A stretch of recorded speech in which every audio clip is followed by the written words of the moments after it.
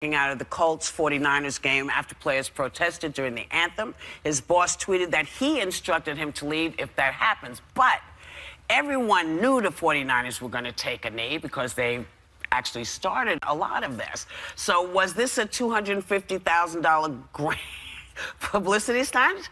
Because that's what it cost to get him, the vice president, to the game for 5 minutes and fly him back. Pence is kind of like a prop. He's like a prop that Trump says, do this, he does it. Do this, he does it. He's like a little prop.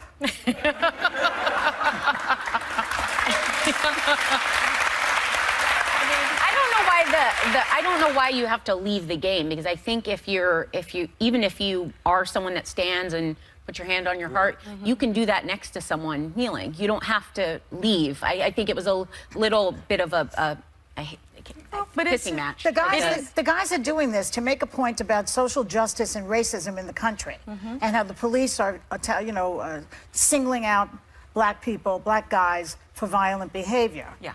And they're making it about patriotism and the anthem. And it's not, the two things that are mutually exclusive in this case. Colin Kaepernick made it about the national anthem, and don't you think this has become a distraction from the original purpose of Black Lives Matter? No, bringing awareness to it.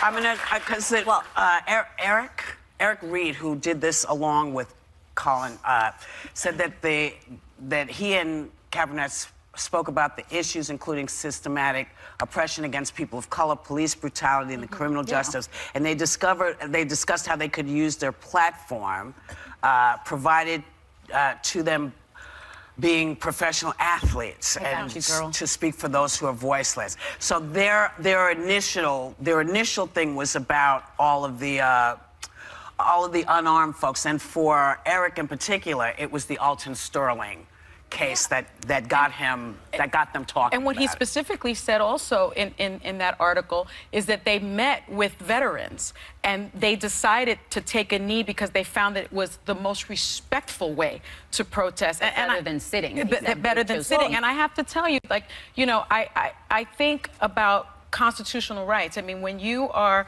a public servant, you are supposed to enforce the Constitution, protect the Constitution. And for the government, through Pence and the president, to tell people and almost demand people not to exercise their constitutional rights, that's very un-American.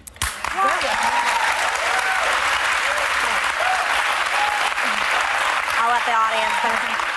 You know, one of the things that I'm going to bring to this show, since this is my first day, is we're going to talk a lot about culture wars that are raging in America right now. And I am a total red state girl. I come from Phoenix, Arizona. I know my people. And this has turned into a culture war. For me, when I was 19 years old and my brother was 17, he deployed to Iraq the first time. And it was the first time that I ever framed an American flag and put it in my living room. It's still there. It's above my dining room table right now. And the American flag and the national anthem mean more to me than just symbolism. I'm deeply patriotic. And to me, when I thought he could possibly get blown up in a Humvee in Iraq, it gave me solace. So I think there's a misunderstanding that I think we can have a conversation about both things while still respecting what the national anthem and the American flag mean to people like me. Don't you ever see the point? There's another point of view on that, though, which I brought up last week.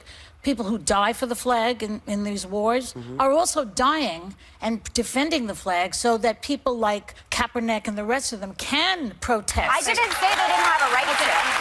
I'm not saying, but what I'm saying is, first of all, the constitutional right to protest is the very fabric of America in every way. I'm not saying they can't do it. I'm just saying, understand why, if I were there with Vice President Pence, I would have walked out too. I'm just saying you have to understand how deeply tribal this is and how deeply cultural this is, and to disrespect the flag in the way that they're doing, I find offensive. That being said, they have every right to do it. But that's the thing, it's not disrespectful to the flag. It's their constitutional right. I think it's very patriotic. Let me just say this, I know we're running out of time. I went to my son's football game this Saturday, and unbeknownst to me, he was going to kneel. He was going to take a knee. He took a knee with the only other two African-American boys there, and I immediately was concerned for him because the audience started there was a humming going on. I should never feel uncomfortable for my son because he is exercising his constitutional